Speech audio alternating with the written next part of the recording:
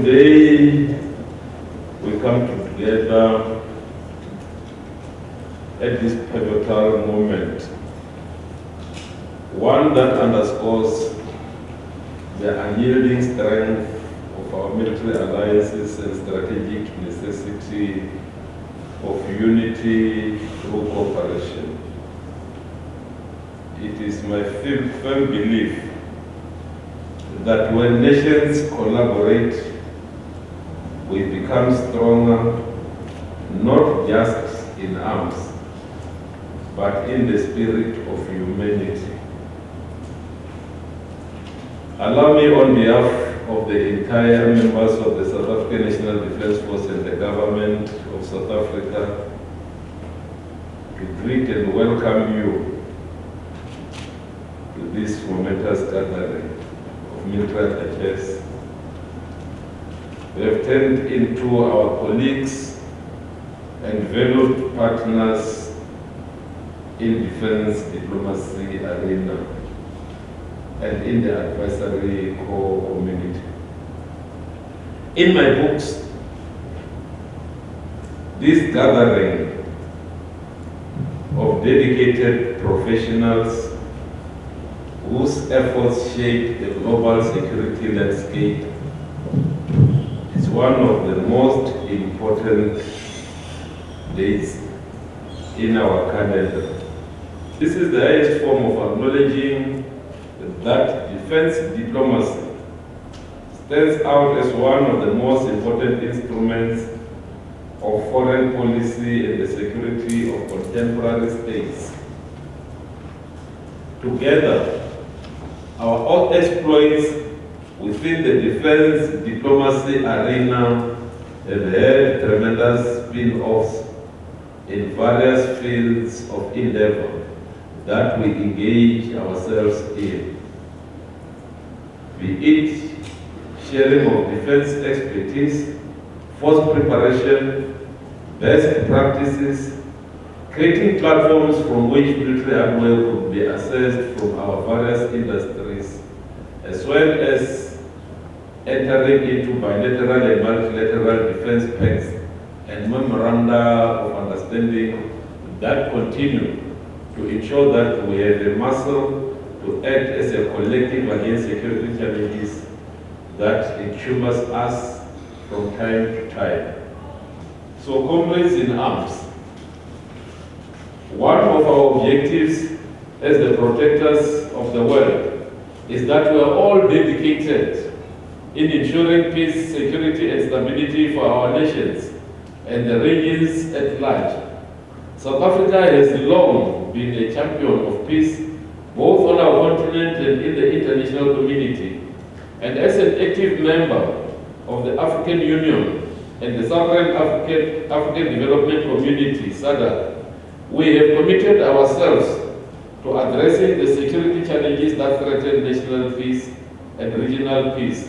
Our involvement in peacekeeping missions across Africa, from Sudan to Somalia, from Democratic Republic of Congo to South Sudan to Mozambique, illustrates our commitment to not just defending South Africa, but fostering peace wherever it is needed.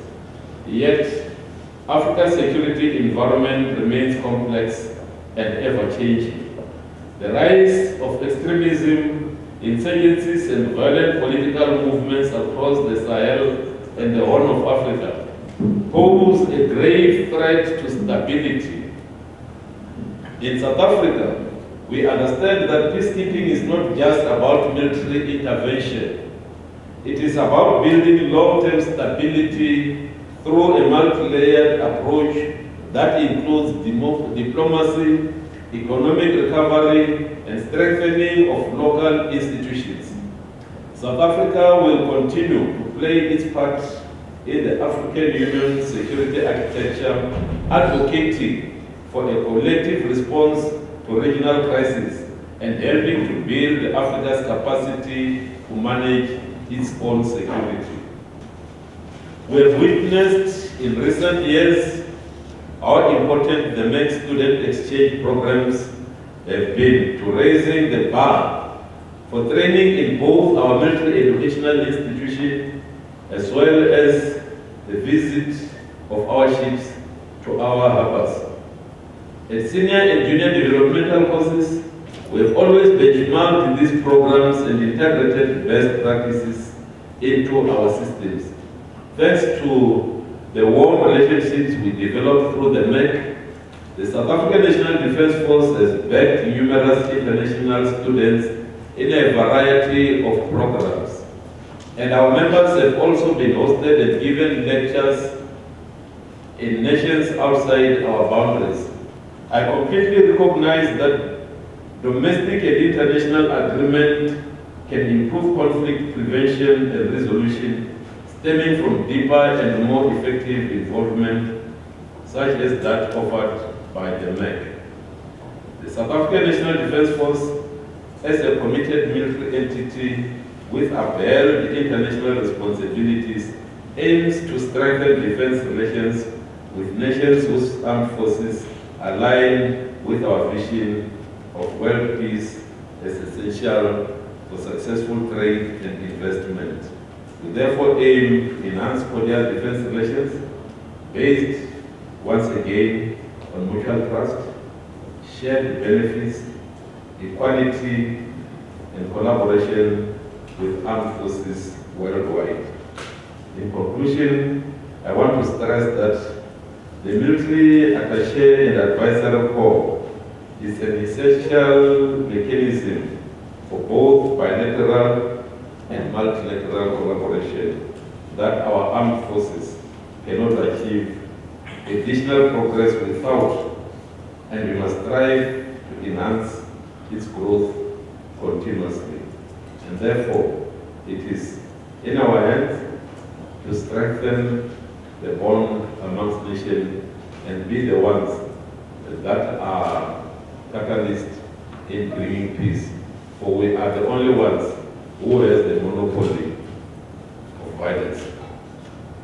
So, with that, use that monopoly of violence to create peace. For peace is what the world